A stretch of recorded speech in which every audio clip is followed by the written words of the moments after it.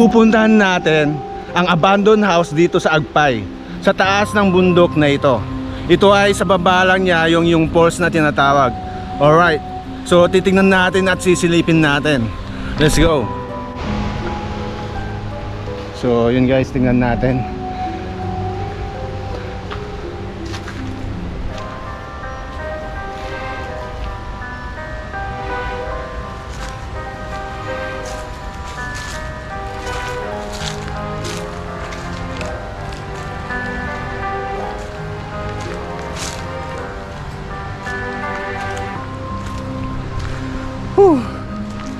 Grabe, talagang mag-isa lang tong lugar na ito, itong bahay na ito, at napakaraming puno ang nakapaligid.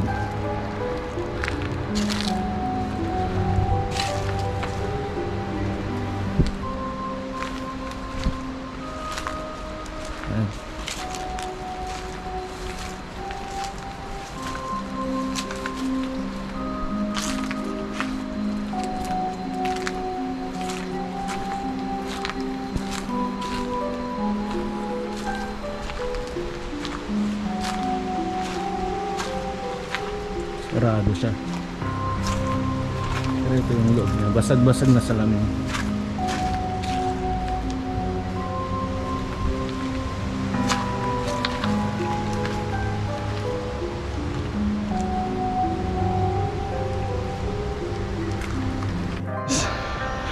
Ngayon naman ay pupunta tayo sa kabilang bahay nito.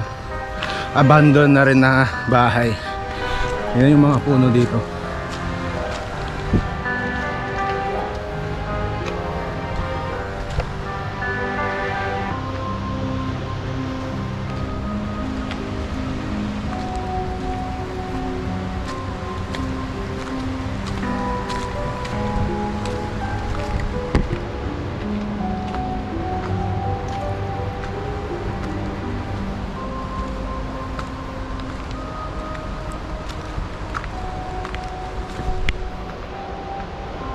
Pakiramdam ko kakaiba yung lugar dito. Mabaho.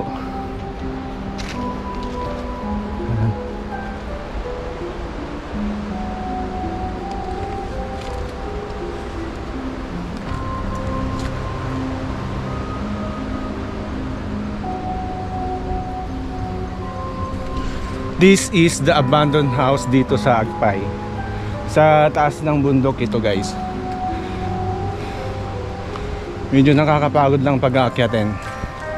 Sa baba na ito ay ilog, at sa banda doon falls.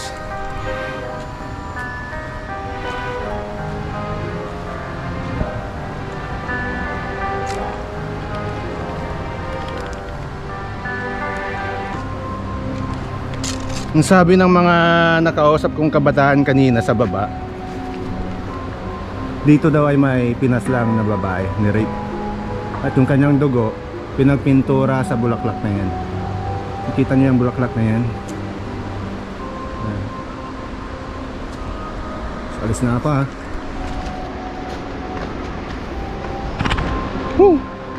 Grabe, tumaas yung balahibo ko dun ha. Talagang abandon siya. Walang nananahan. At kung papansinin mo naman ang lugar na ito ay talagang pag madilim, nakakatakot. Ayun ang mga malulupit na kabataan dito.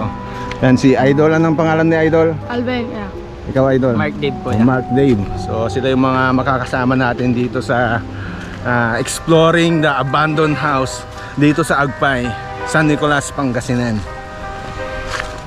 Dito sa abandoned house. Naka-5 ata ko yan. Ay, nakalima ka na. Nakakatakot din kasi. Kaya nga eh. Saan pa? Nituturo niya daw yung painting. Yung Yung babae, ano. Napasukin natin, silipin natin yung itsura ng painting. Saan bang dan dito? Sisilipin namin yung dugo na pinag-paint nila dito sa abandoned house na ito. Ito daw yung dugo. Ayan. Kita nyo ba? Pansin nyo ba? Yung mata, yung hugis, and then parang kinutsi-kutsilyo pa. Ayan. Idol, ano bang ginawa sa babaeng yon? Rinip po, idol. Tapos pilas lang. Opo.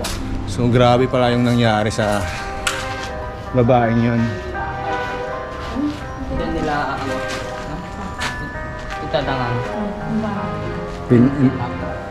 Pinaanod nila. Opo. Yung mga pumaslang nahuli ba? Hindi nakilala. Hindi po. Pero di po namin alam kasi Yung story. narinig lang po namin. So ito ano to? Parang ano, idol. Parang ano, watchtower. Tambayan.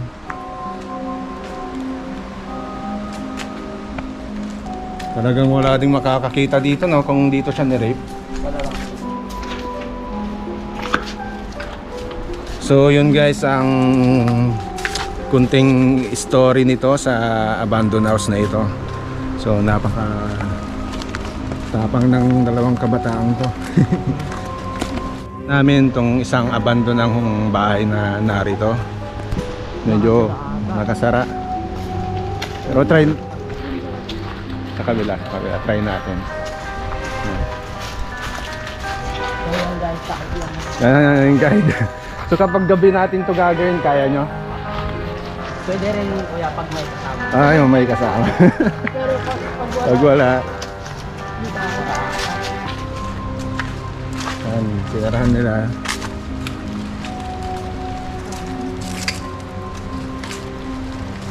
Akitin na rin, pasukin natin.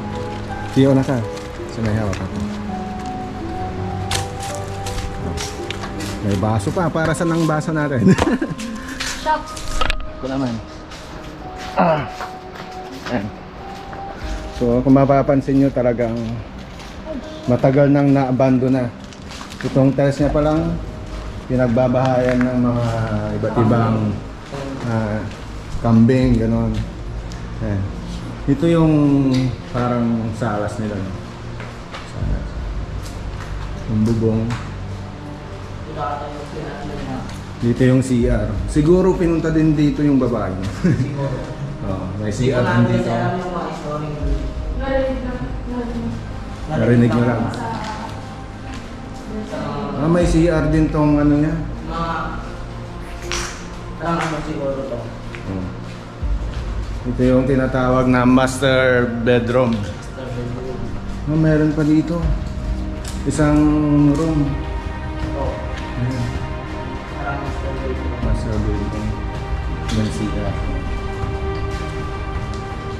So yun yung makikita natin dito sa abandoned house na ito.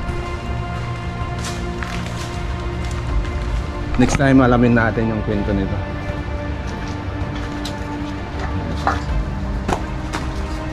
Kung nga din video mo na aakyat dito.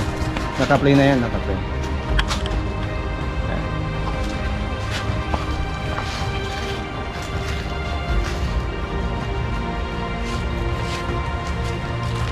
Alright. Ano bang pakiramdam mo nung pumasok ka? Nakaramdam po ako ng takot. Ikaw, idol, anong naramdaman mo nung pumasok ka? Parang nakakatakot din kuya. Kahit umaga. Kahit umaga, no? Umaga. Oh, yun, no?